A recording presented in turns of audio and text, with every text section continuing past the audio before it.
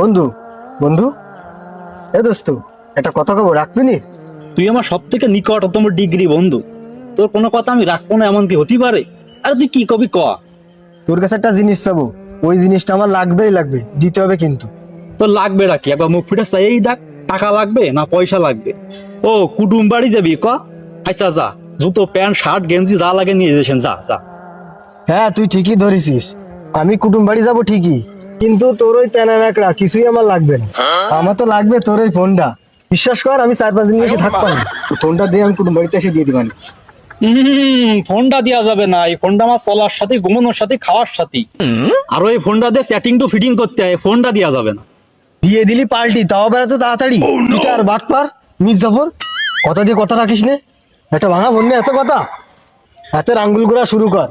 মাত্র 7.5 দিনের ভিতরে আইফোন কিনে দেখাবো তোরে, মাত্র 7.5 দিন, মনে রাখিস।